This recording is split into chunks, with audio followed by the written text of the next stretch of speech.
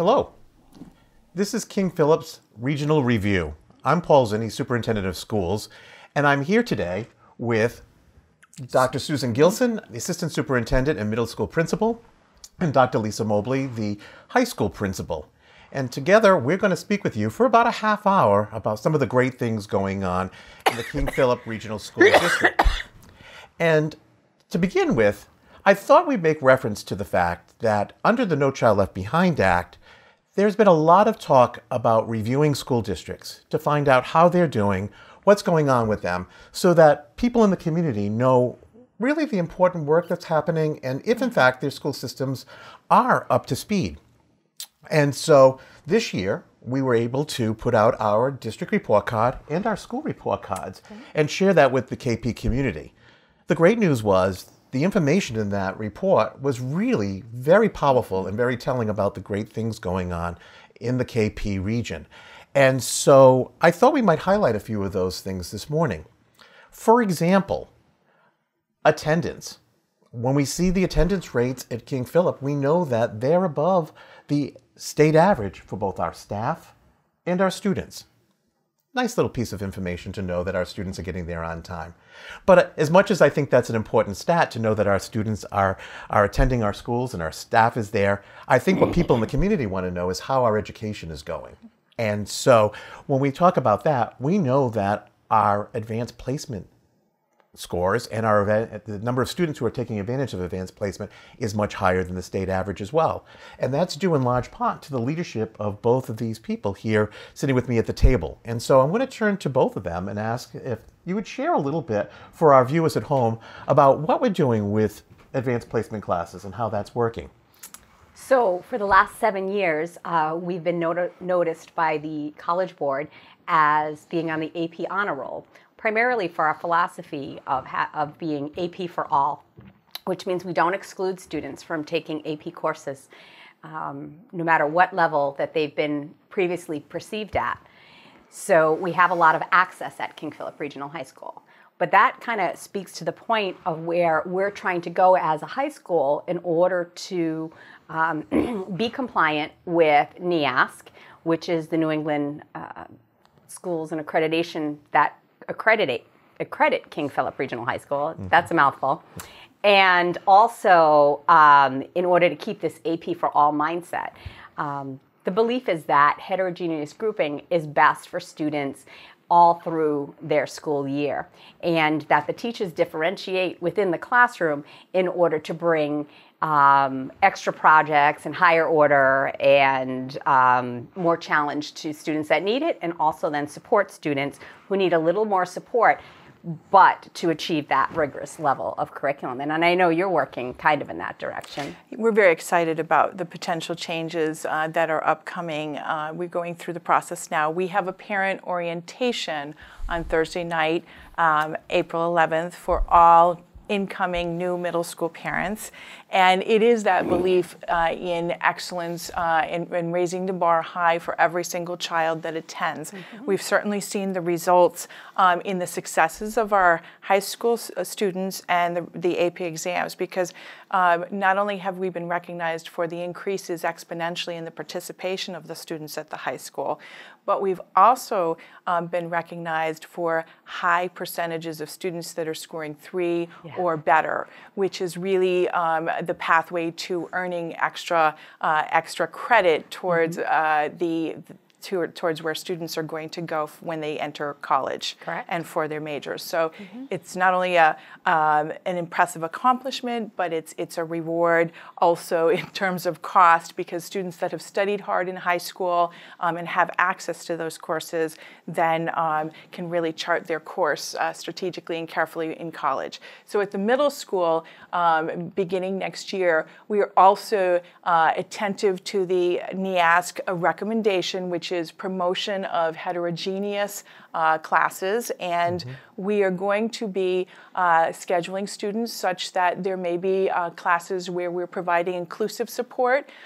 We found that many of our students over the years are opting for the higher level classes, and we also are exploring means of providing enrichment for students to offer additional opportunities for our students to excel. We're also going to offer support to students who are perhaps not quite there yet with a certain concept and need extra assistance. So we're very, very excited, looking forward to those changes. Grade 6 families have received their class placement forms, and they're actively dialoguing with the 6th grade teachers about that currently. I think it's an excellent plan, and I think that it will increase students' grit and allowing them to try things and challenge themselves, and all students, because I have always found that when you raise the bar, all students will get there if you have those high expectations for all. Exactly. And for our viewers at home who may not understand the terms such as heterogeneous grouping, maybe we can unpack that a little bit more for them. So we know that for many of us, when I was in school, we had groupings. We grouped students by what we believed their ability level was. And although we had various names for them, I remember my younger grades, we had the Eagles and we had the Robins and we had the Buzzards. Everybody knew that the Eagles soared higher than the Buzzards and that they moved at a faster pace. What we found, research has really kind of supported, is that when we provide the appropriate supports within the classrooms, we don't need to break those groups down the way that we used to. And in fact, when we did that, we did a disservice. Because once the Buzzards didn't move as quickly as the Eagles, they stayed behind all the way through their educational career. And that was a problem for those students. But I think the most important thing is with this model, those students that were Eagles under that model will always be able to be Eagles. There'll always be opportunities within that classroom for them to continue to soar. It's just that also our Robins and our Buzzards are going to score as high as they are able to soar. Exactly right. What we're doing is raising everybody up to the higher standards rather than keeping some of our students down. And we've already seen that. We know that when you've had levels at the middle school, many parents have been concerned about that and have requested that their students move up. And when they do, and we put the appropriate supports in, they're successful. I'm looking at one of the stats from our report card, and it looks like at the state level in Massachusetts, students who take advanced coursework or have completed advanced coursework is at about 65%. Yet at King Philip, we're at 78% already. And so I think that's a really telling stat, that we are pushing all of our students toward that real level of high expectations for them. At the high school, I can tell you that each year that I've built the master schedule over the past 7 years, we have fewer and fewer college placement courses and more of our honors and our AP courses, sections, so the number of kids that are choosing that. So it's definitely trending that way. And I want to clarify that one as well, Dr. Mobley, because when I hear college, I always think that that's the track that's college bound. But in fact, in our leveling system, that is actually the slowest moving track, if we could call it that. Those would be the Buzzards in a sense. In a sense, right. And so what we're seeing is really everyone moving toward those higher standards, looking for that rigor. We know that it's when rigor is occurring, students are more engaged and they're more active learners as well, and everyone wins with that. So, Dr. Gilson, if you're moving away from that leveling system at the middle school, are there any concerns that we may be facing, or anything that you're anticipating that might be problematic for families? I think one of the things that families need to be aware of is our teachers have had ongoing training and will continue to do so in differentiating learning experiences within the classroom. And I think that the other thing that we are paying attention to is our technology that is infused in the building. We know that our technology department recently received a very large grant from the state, and congratulations to Michael Boyce, who is our technology director. He's very excited. He did a very, very fine job working with his team. So with the increases in technology that we are trying to bring into the building, the middle school and the high school are not yet one-to-one in terms of one computer for every student. So we're working to up the availability of that. There are significant number of programs out there, for example, that allow a teacher to work with a body of students. And for example, the teacher might select a topic area, but there may be a range of readily available topics that are consistent with providing teachers with materials on different levels. So it makes it much more friendly and possible for us to continue to really reach the sky and really work for it. And you're going to be able to provide students with more opportunity of like passion learning. So within one classroom, because we're supporting kids who need support, and we're allowing other kids to kind of find their passion in research areas that they want to be engaged in within that classroom, the learning for every kid is going to be differentiated. So I'm excited because these kids are going to then come up, and I think that these stats will just continue to go up based on that. I think that's really great. So what I'm hearing is that we'll be enriching the students who are being able to fly, and we're going to be putting in the appropriate supports for those students who maybe need a little bit more assistance, but that everyone is going to be expected to be working toward those highest standards. And so we're really raising everybody up to that level, and that's fantastic. You know, one of the other stats that I'm looking at as I look at this particular report, and I would recommend that if anyone's interested, they can go to the Department of Education's website and access this report directly. Plus, it's also on our website for the King Philip Public Schools. But one of the other, I think, really important stats, as I started to mention, is the percentage of students who are successfully passing grade 9 courses. So again, at the state level, we're looking at about 80% of the students statewide being successful at grade 9. Yet in King Philip, we're at 97%. I think that's phenomenal to think about, that almost 100% of our students have been successful as they complete 9th grade. And that's a tribute to certainly the teachers at the high school, but also to the teachers at the middle school and the feeder system, our elementary. Our students are coming in as strong learners, and then we're continuing to see that trend. So for some of our viewers at home, maybe we could talk for a minute or two about some of the supports that we've put in place over the years for some of those students so that they are successful. So I think that we definitely have to thank both the feeder programs in the elementary schools and the middle school for the hard work that they do with their kids in preparing them for high school, because they're very well prepared. But for those students who might need additional supports, over the past 7 years, we've developed things such as our academic support class, in which students take that class because they need a little help with organizing, keeping track of their work, study skills, those types of skills that they're lacking. We provided them in this academic support class. We have also a very strong peer tutoring program. Our peer tutors can work after school with students.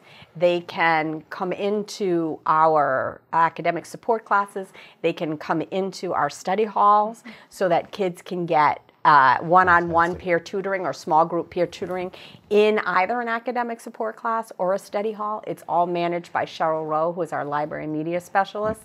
And she pairs kids appropriately with peers who specialize in their subject area. So we have math specialists, we have science specialists, we have ELA specialists, and we push in like that. And we also do run a homework club on an as-needed basis. We seem to need it second semester more than first semester.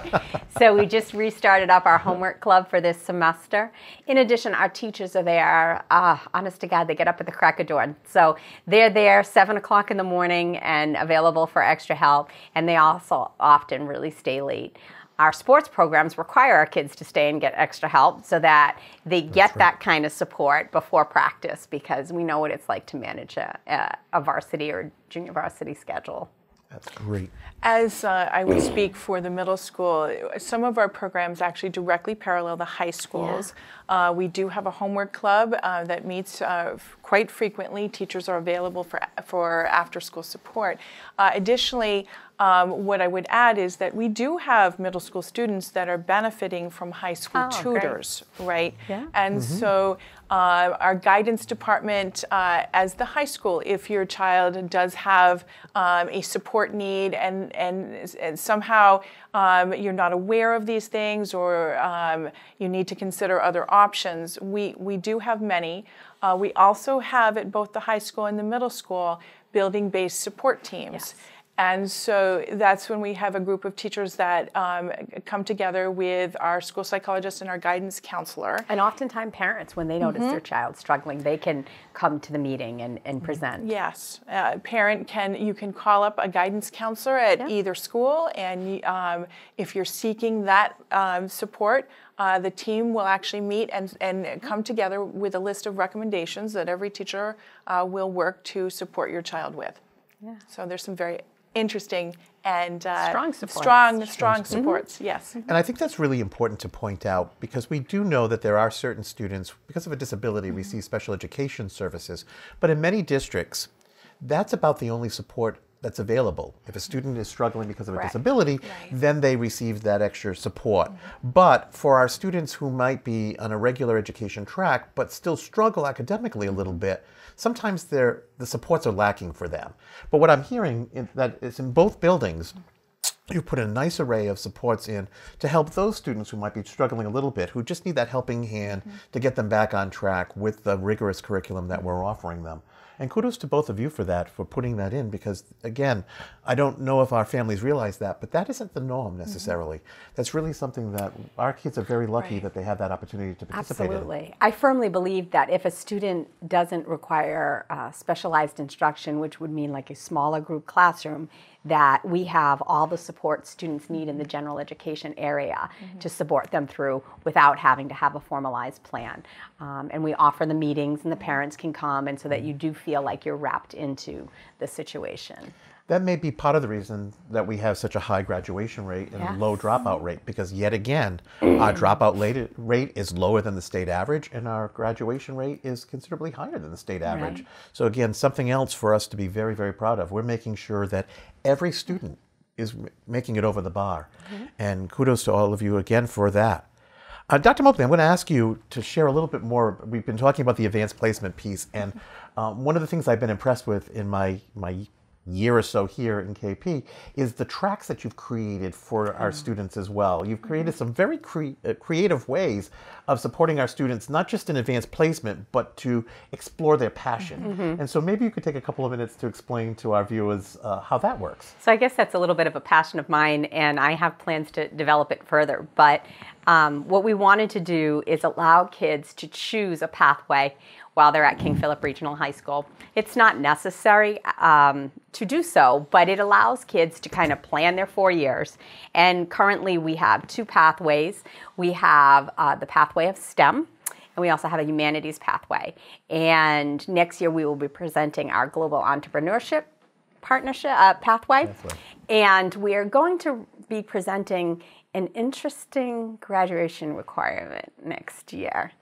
And I'll just put out that little teaser, because what it's going to do is it's going to allow every student, so even our students that are on IEPs and in smaller classrooms, an opportunity to do a little bit of research in an area that they're passionate about with a supportive teacher for 1 semester and create some sort of project on that. So that's my little teaser for that. And I'm going to add in a little bit, as students grow into where they might go after King Philip, we, as part of 21st Century, there really is a demand to help our students grow with inquiry and their ability to come up with an independent project, respond. And that's exactly where we're going. And I was at a very, very inspiring meeting this morning. It was held in Rentham. There is a really, really exciting, I think, change happening across all of the districts where we've really the superintendents are working together on it, the assistant superintendents, the principals, everybody. And that's to increase the amount of curriculum collaboration that exists among basically all the schools in the Rentham, Plainville, and Norfolk areas. And so today we met on the new history curriculum, which is going to unfold over the next 3 years. 6th grade and 7th grade teachers were actively involved in the meeting, sharing, contributing. But the focus was, as the history department across they're looking at how are we progressively shaping this inquiry. So the students will be in great shape when they get ready for the inquiry project at the high school. It's great. Well, I think that's an important conversation to have as well, for our viewers to understand. It's a bit challenging as a regional middle school and high school, to have 3 different feeder school systems that come to our middle school. But we've been very, very fortunate. In my time here at King Philip, I've had the opportunity to work with the superintendents, with the special education directors, with the curriculum people at those schools, and we've seen some really great conversations about how we can work together to have a seamless curriculum that moves all the way through. And Dr. Gilson, as you're describing, there's a real effort right now, because the history standards have changed, to focus on that particular content area. But we know that down the road, we're going to be looking to have those conversations around a variety of subject areas. I know that we're also looking at social emotional learning. It's a concern that we have for many of our students, and looking at the curriculums and the tools that are out there for those students, to support the classrooms as well. So from the KP perspective, we've got middle school folding into the high school. Perhaps you could describe a little bit about some of the curriculum work that we do between the buildings around coordinating that effort and collaborating to make sure that there's a seamless continuum in those areas.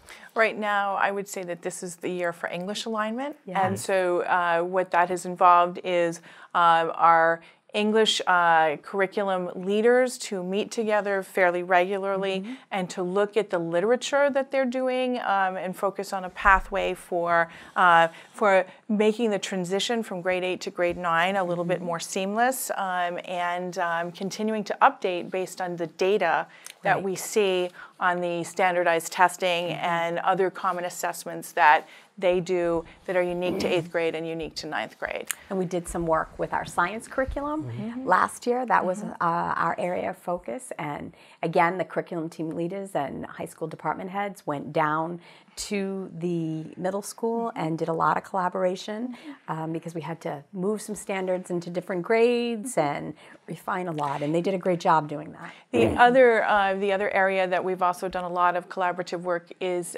in the arts, for example. And in the arts, the middle school and the elementaries and the high school have worked together. One of the end results was an honors choir that allows groupings of 6th grade students from all 3 towns to actually come together and perform a concert. And that allows different grade levels to see how the others have reached a high performance level and aspire to be a part of the group and to move into a higher performance level. And though, if you missed Bandorama a couple weeks ago, that was exceptional. Then you really missed something because that was a collaboration, like not necessarily K, but our elementary schools on up. Fantastic performance, and there are many more performances this spring that the community should be aware of. Go to our website, look at the calendar, because there are some concerts, some drama productions. We just met Mary Poppins over at the middle school. That was a phenomenal performance really this past weekend. And so we invite the community to come in and see some of the great arts opportunities that are available right here locally. You don't have to go far away to see a great show, a great production. They're right here in town. In the few minutes that we have remaining, I did want to make sure I stepped in and talked about a couple of other things. I want to also give credit to both of you for the work you've done around the curriculum piece, because I don't think that the general population understands how tricky that is. In a district our size, we would normally have 2 different positions. You are serving in 2 full-time roles, but doing it as one person. You're the full-time principal of the middle school, but also our superintendent for curriculum and instruction. And that, for a district of our size, is a full-time job, and something that we're working toward trying to separate and to create those 2 positions separately. We're hoping that the budget will support that work, because this type of curriculum work that we're talking about is hours and hours of work, and the professional development that goes along with it is dramatic. And so we need to be thinking about that to make sure that we really are aligned and our students are getting the highest quality education. You know, it's interesting. The report card shows that at the state level, the average amount spent per student on education in the state of Massachusetts is $14,847, yet King Philip is only spending $13,145. So we are doing a phenomenal job of educating our students to very high standards, some of the top standards in the state, and yet doing it at a smaller budget than what most of our neighboring communities are doing. We only have a minute or 2 left, but in that very short period of time, the only other thing in the report card that I would want to make some note of is the discipline report as well. Because I think sometimes our community hears about the things going on in schools throughout all of our communities. And those are the stories, the ones that where a student has maybe misbehaved, kind of get the attention of the news sources. Right. When in fact, when you look at the stats, we see about 2% of the students in Massachusetts at the various schools are engaged in incidents of violence. And yet we're at 0.2% in King Philip. We are dramatically below the state average in that area. And our suspension rates, both in school and out of school, and expulsion rates are, again, significantly below the state average. And again, I think that's due because of many factors, partly because our families are supportive and working with our students. We have a great group of students that we're educating, but certainly the kinds of supports for our students that you've both put into your schools have helped to keep our schools to be very safe and to keep the numbers of students who are making poor choices very low. And so, again, that's a credit to both of you and to your administrative teams in both buildings. And I think it's important for our community to know, because again, as I said, the media doesn't always portray it that way. And I think really we have safe, great schools that the KP community needs to be very proud of. And while it's not perfect, we've done a lot of focus lately on our culture and our core values in both buildings. So, and we'll continue to do that because it's very important. I think it's a topic that we could spend a whole Yes.